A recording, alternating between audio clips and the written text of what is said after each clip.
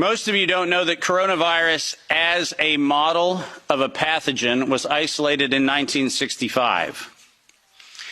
Coronavirus was identified in 1965 as one of the first infectious replicatable viral models that could be used to modify a series of other experiences of the human condition. It was isolated once upon a time associated with the common cold.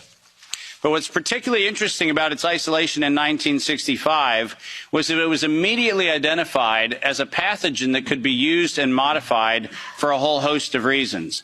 And you heard me correctly, that was 1965. And by the way, these slides are public domain. You're welcome to look at every single reference. Every comment that I made is based on published material, so do make sure that you look at those references. But in 1966, the very first COV coronavirus model was used as a transatlantic biological experiment in human manipulation. And you heard the date, 1966. I hope you're getting the point of what I'm saying. This is not an overnight thing. This is actually something that's been long in the making. A year before I was born, we had the first transatlantic coronavirus data sharing experiment between the United States and the United Kingdom. And in 1967, the year I was born, we did the first human trials on inoculating people with modified coronavirus. Isn't that amazing? 56 years ago, the overnight success of a pathogen that's been 56 years in engineering. And I want that to chill with all of you. Where were we when we actually allowed, in violation of biological and chemical weapons treaties, where were we as a human civilization when we thought it was an acceptable thing to do to take a pathogen for the United States and infect the world with it? Where was that conversation? And what should have been that conversation in 1967? That conversation wasn't had. Ironically, the common cold was turned into a chimera in the 1970s. And in 1975, 1976, and 1977, we started figuring out how to modify coronavirus by putting it into different animals, pigs and dogs. And not surprisingly, by the time we got to 1990, we found out that coronavirus as an infectious agent was an industrial problem for two primary industries, the industries of dogs and pigs. Dog breeders and pigs found that coronavirus created gastrointestinal problems, and that became the basis for Pfizer's first spike protein vaccine patent, filed, are you ready for this, in 1990. Did you hear what I just said? 1990. Operation Warp Speed? I'm sorry. Where's the warp and the speed? Pfizer, 1990, the very first spike protein vaccine for coronavirus. Isn't that fascinating? Isn't it fascinating that we were told that, well, the spike protein is a new thing. We just found out that that's the problem. No. As a matter of fact, we didn't just find out it was not just now the problem. We found that out in 1990 and filed the first patents on vaccines in 1990 for the spike protein of coronavirus. And who would have thought? Pfizer.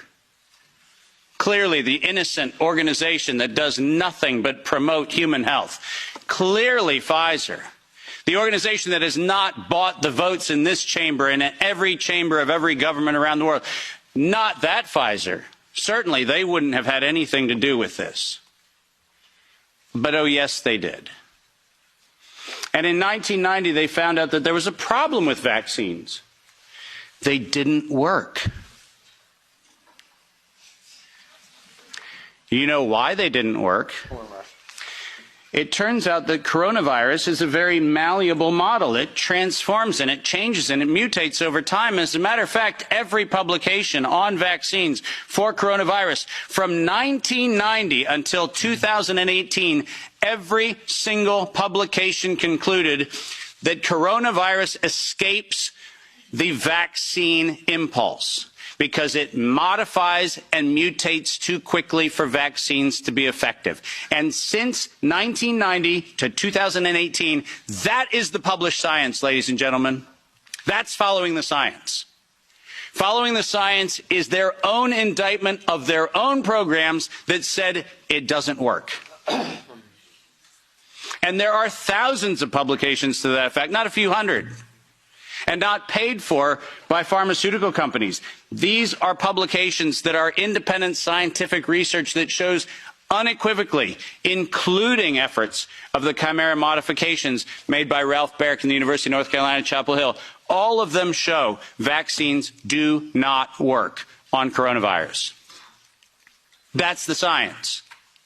And that science has never been disputed. But then we had an interesting development in 2002. And this date is most important. Because in 2002, the University of North Carolina, Chapel Hill patented, and I quote, an infectious replication defective clone of coronavirus. Listen to those words, infectious replication defective. What does that phrase actually mean? For those of you not familiar with language, let me unpack it for you. Infectious replication defective means a weapon. It means something meant to target an individual, but not have collateral damage to other individuals. That's what infectious replication defective means.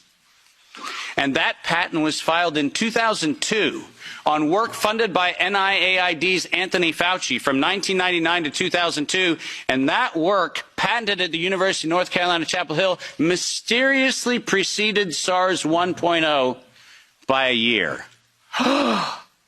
Dave, are you suggesting that SARS 1.0 wasn't from a wet market in Wuhan? Are you suggesting it might have come from a laboratory in the University of North Carolina, Chapel Hill?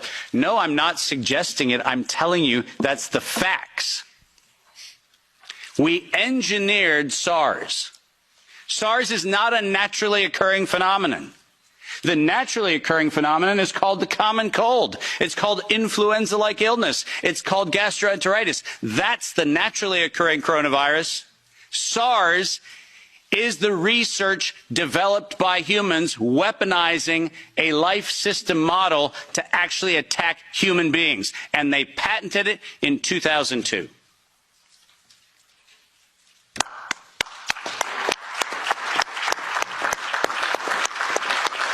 And in 2003,